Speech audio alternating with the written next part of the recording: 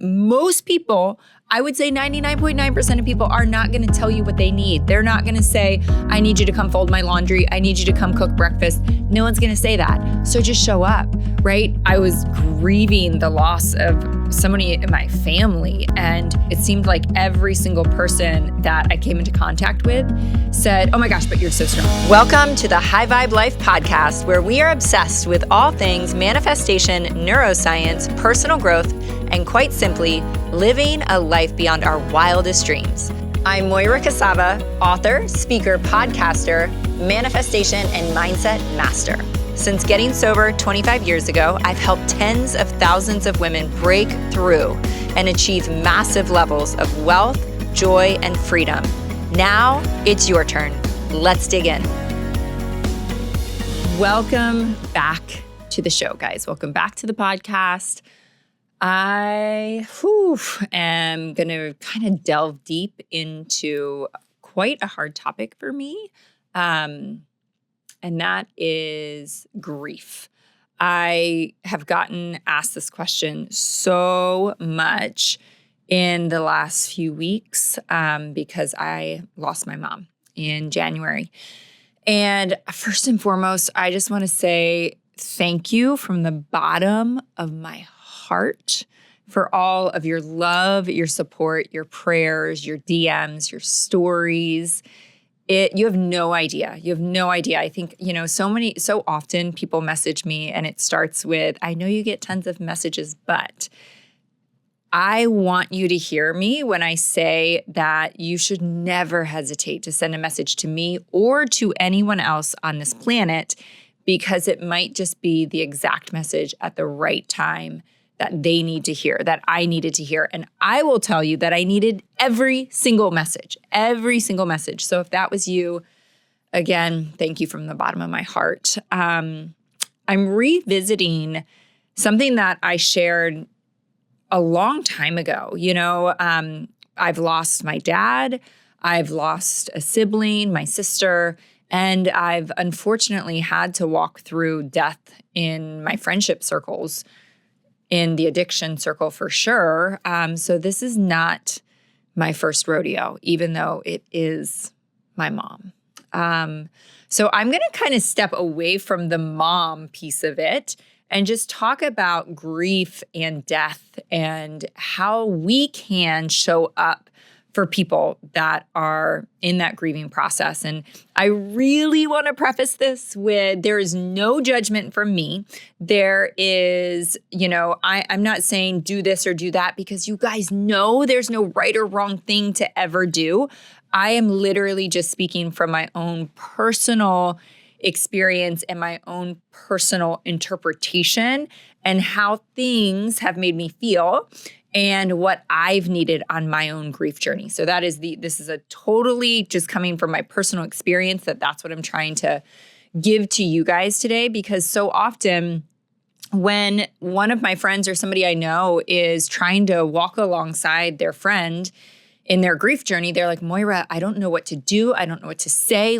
Help guide me through this. And so that's what this podcast is about today. It's just kind of my thoughts, my advice, and my experience.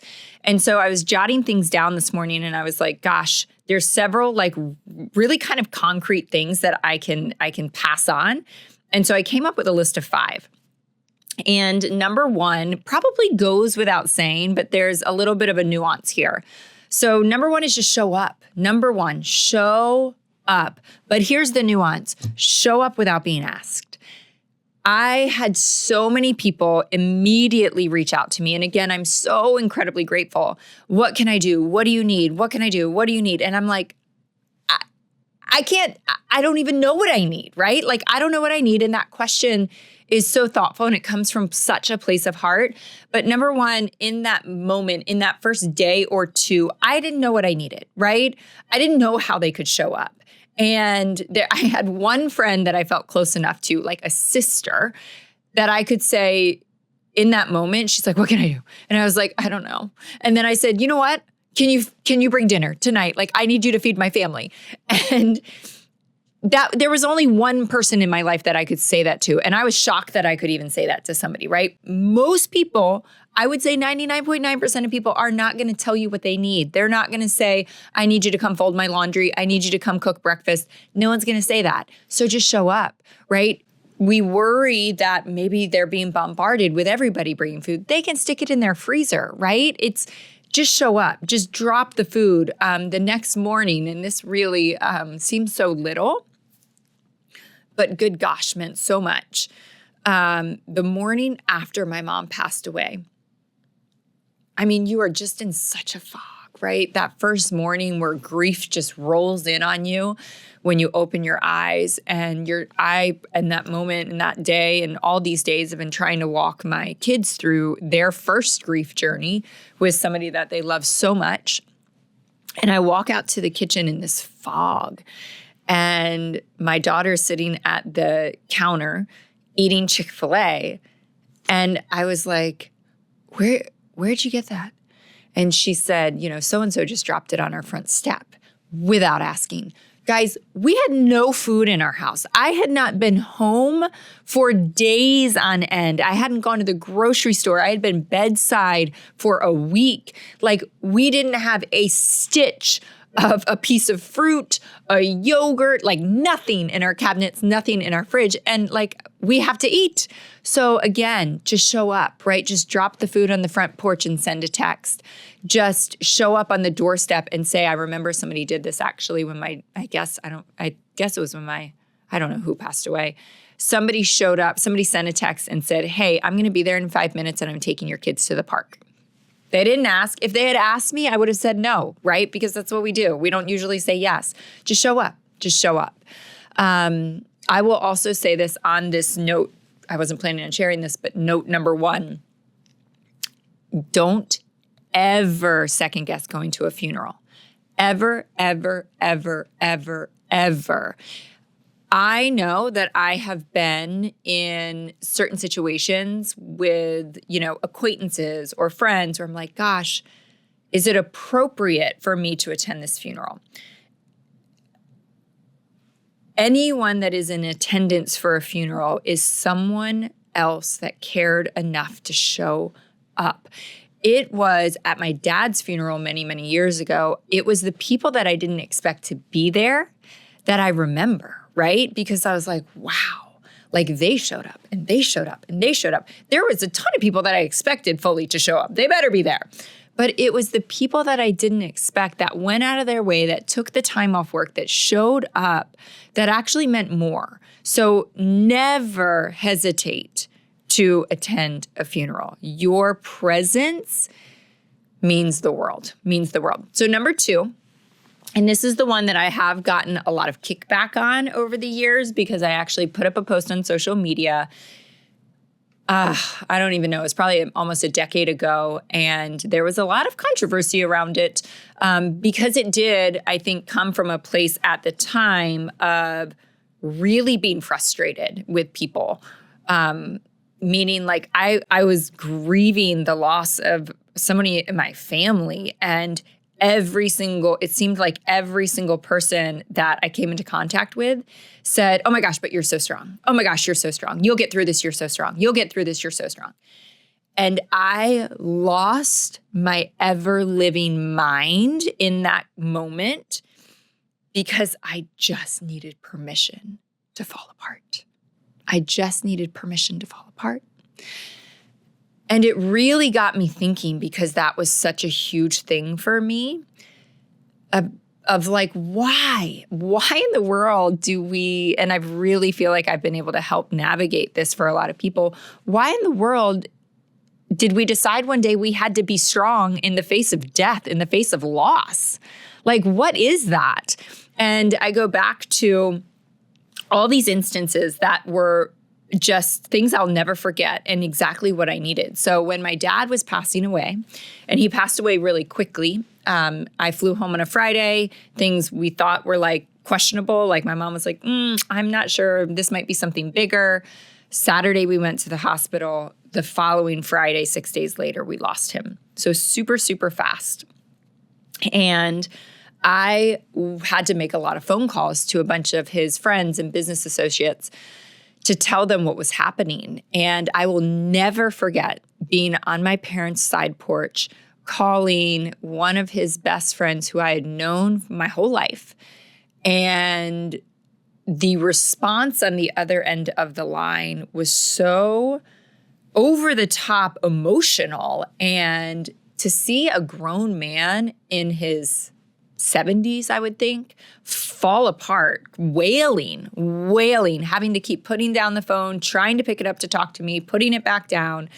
He couldn't control his emotions at all. And I just sat there like, wow. I'm not alone in my grief. I'm not alone in my pain of losing this great man. It was so comforting and it meant so much. If he had just responded coldly, I would have thought, I guess my dad didn't mean that much. And the other instance that meant the world to me was a moment that I was sitting at my kitchen table, at my parents' kitchen table. The house was filled with dozens of people. I'm the youngest of 6 kids, Irish Catholic. And the front door opened. And I remember there were like 5 or 6 people that kind of were like right at the front door, like brothers, sisters, those, just people. And it was my Uncle Pat who walked in the front door. He wasn't actually my uncle, but we called him my Uncle Pat my whole life.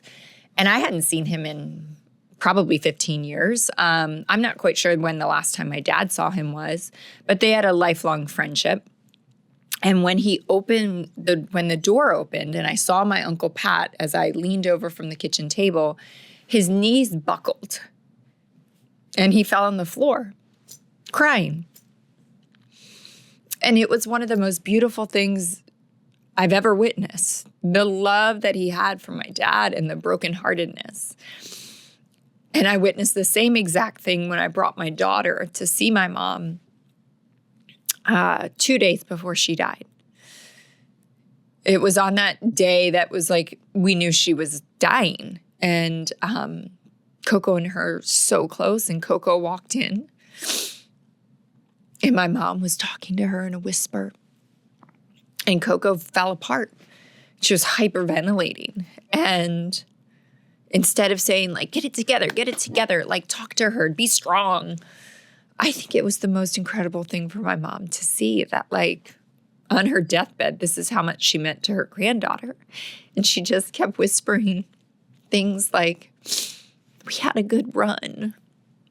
We had so many fun times and this and that. And oh, it was just beautiful to witness. And so give people permission to fall apart.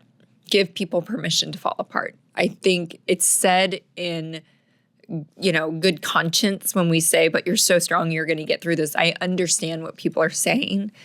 But for me, the 30th time I heard that, I needed to not hear it again, And again, I'm not judging what anyone's saying. I'm just saying my personal experience. I needed somebody to say, you know what, Moira, you are so strong and you have walked through so much, but you can fall apart.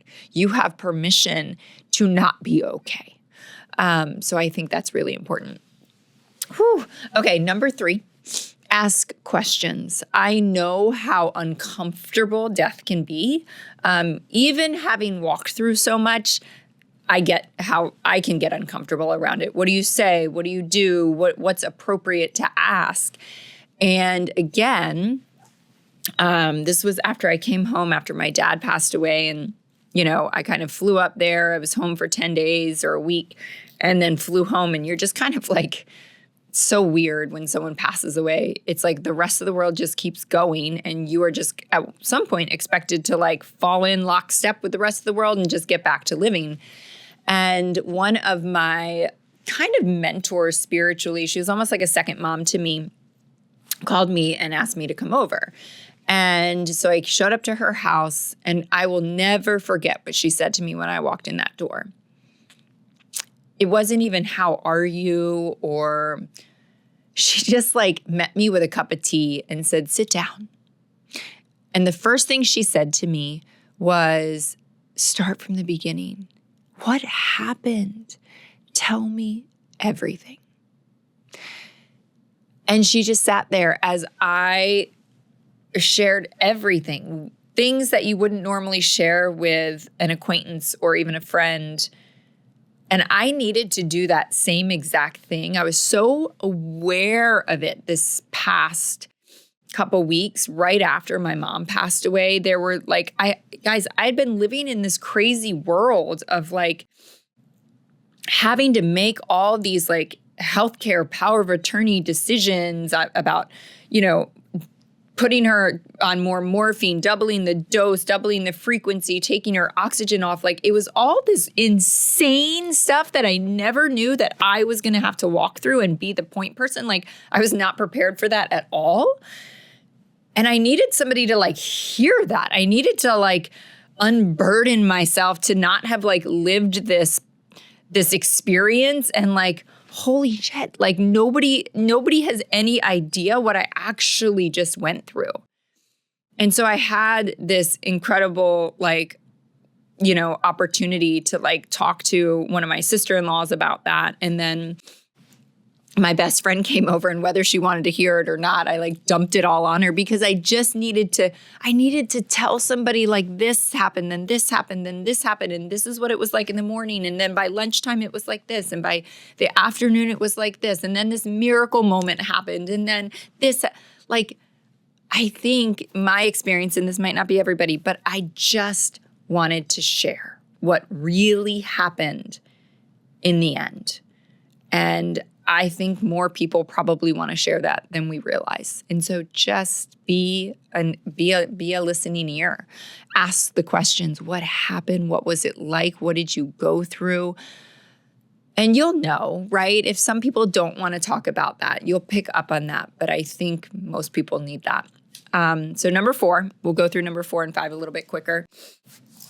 Number 4, be flexible with people. And this really is something I learned when I walked through my dad's death, that for me, again, this was really good to have experienced this with my father so I could really understand my own self going through this with my mom.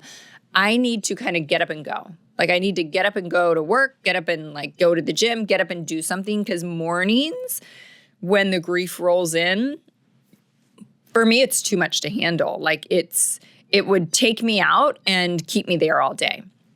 And so I really learned that I needed to get up and go to work, for instance, back then, and I would only work a half day.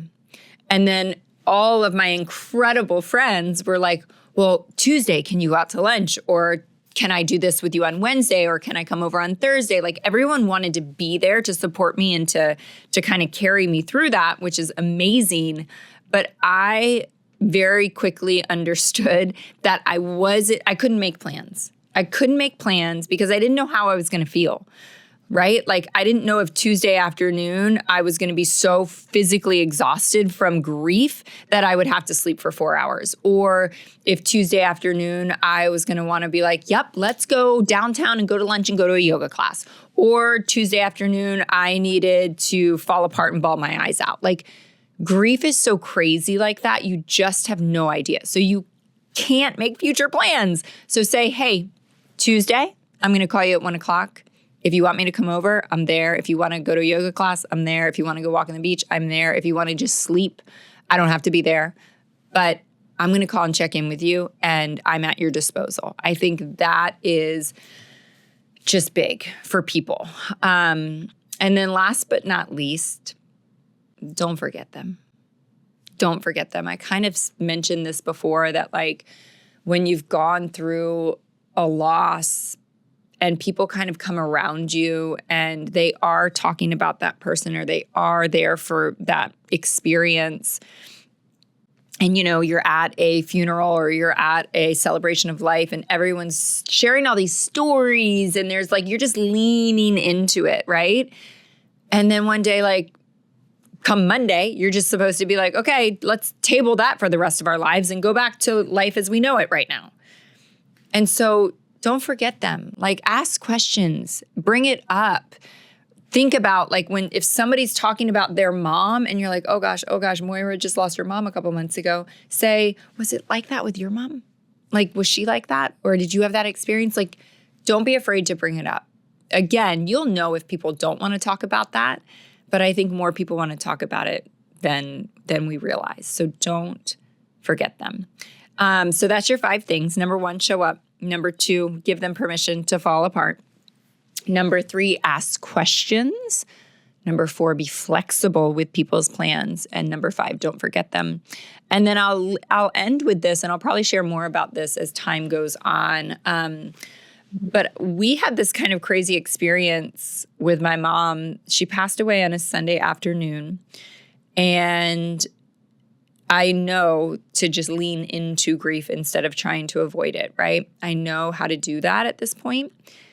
But I will say that when you have grief so real and so heavy, it is almost impossible to do the tiniest of tasks, right? It seems impossible to go to the funeral home and meet with them. It seems impossible to go to the State Department for a death certificate. It seems like so hard to do simple things. Obviously, those are hard things, even though they're simple.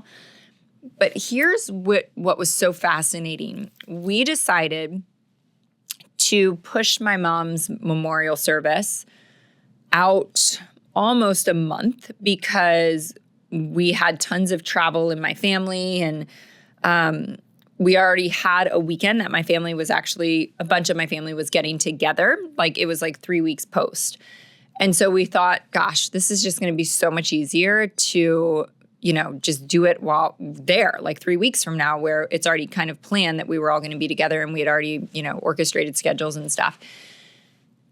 And I just remember thinking how insane it is that we normally are basically throwing a party for 50 to 100 to 200 people the first week and days after someone has passed away. I just kept thinking, how have I done that in the past? That seems crazy, because I'll tell you that my mom passed away on a Sunday afternoon, and Friday afternoon, because I had been walking in grief all week, I literally felt like a dish rag, like so utterly mentally, physically, emotionally, spiritually exhausted.